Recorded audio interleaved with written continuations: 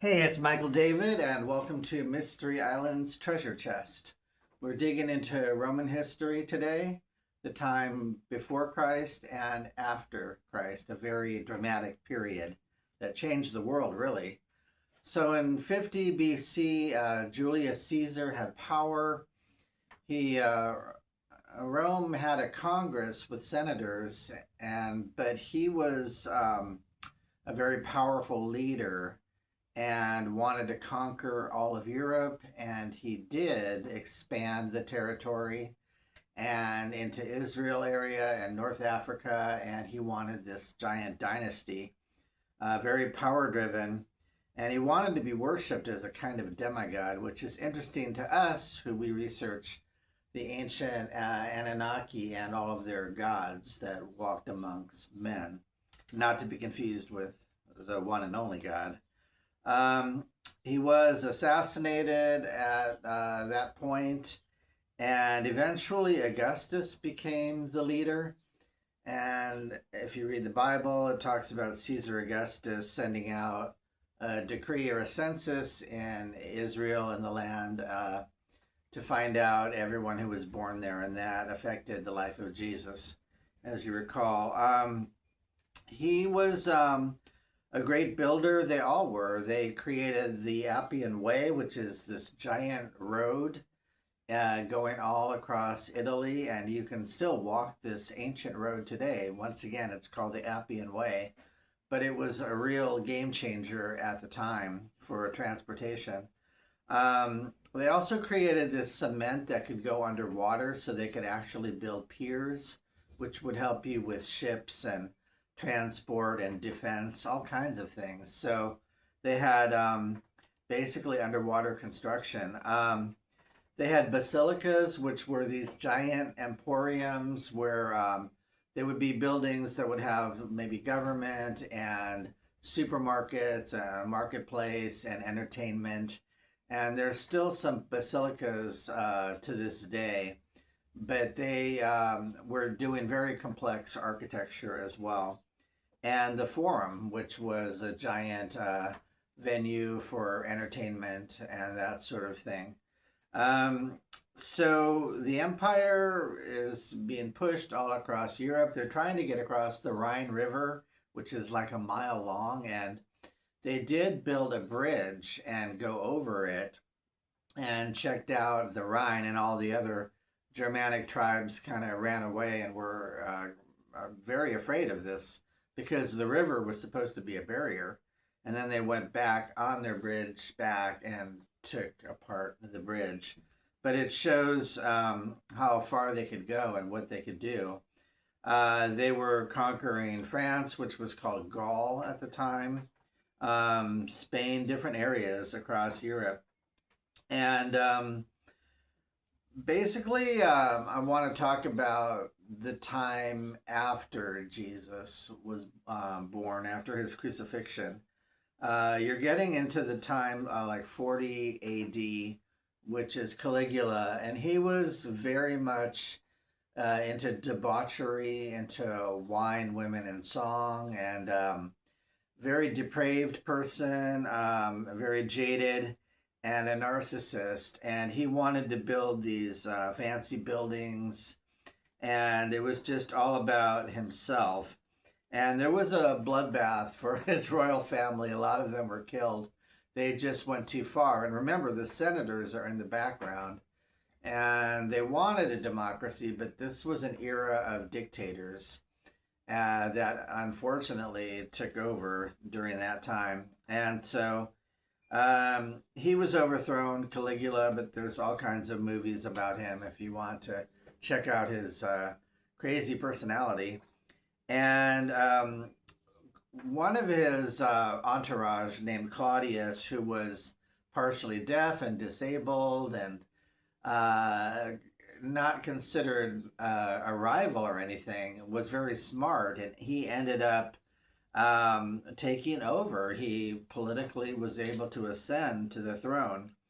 So Claudius was around 50 AD, and once again, the building and the construction kept going on. The Romans created the arch, So an archway is another way to make buildings and make them bigger and stronger.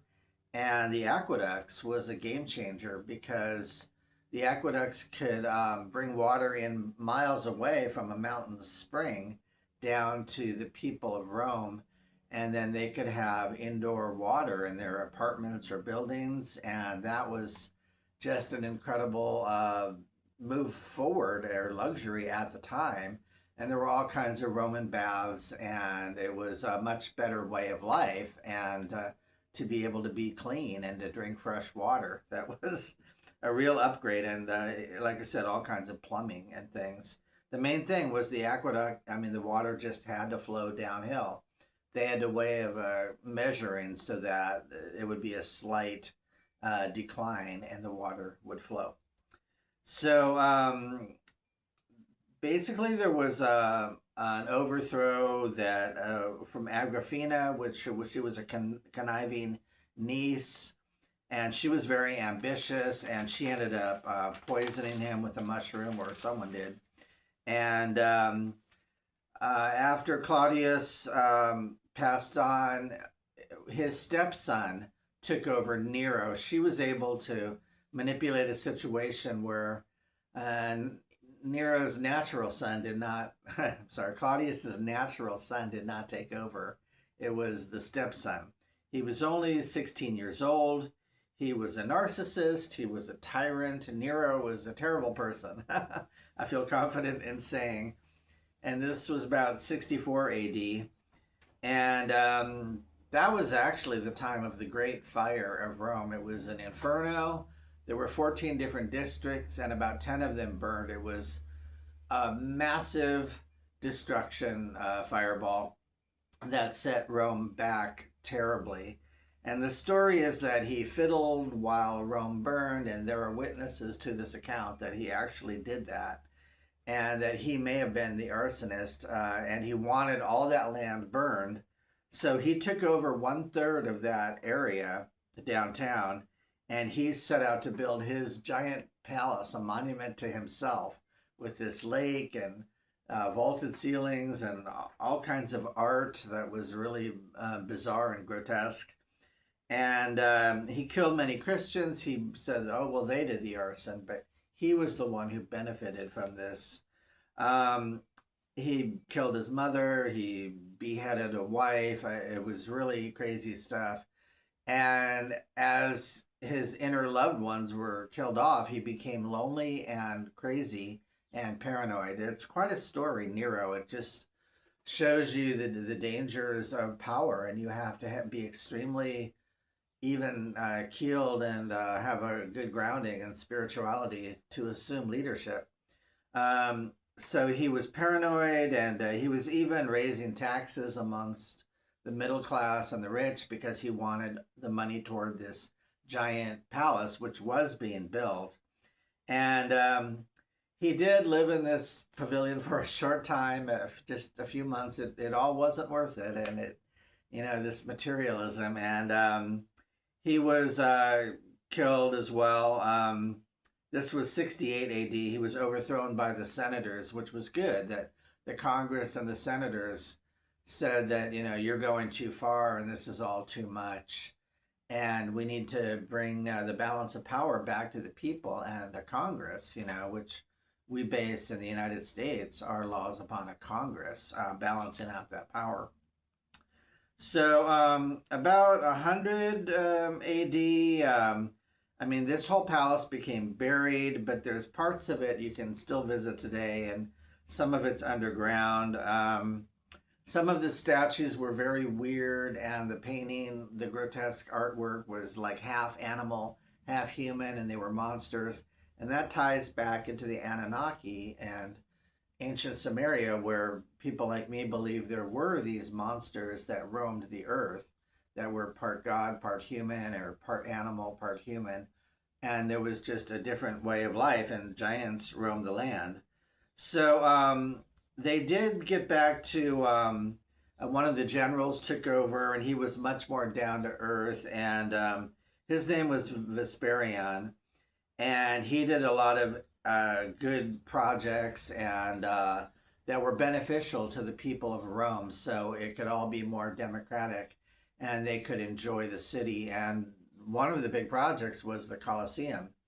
And they had all kinds of entertainment. Back then, it was a much more rougher. It was gladiator fights and things like that. And I found out there was even, they flooded it with water and they had boats come in, shallow boats apparently, that could have reenact battles and fights upon the sea.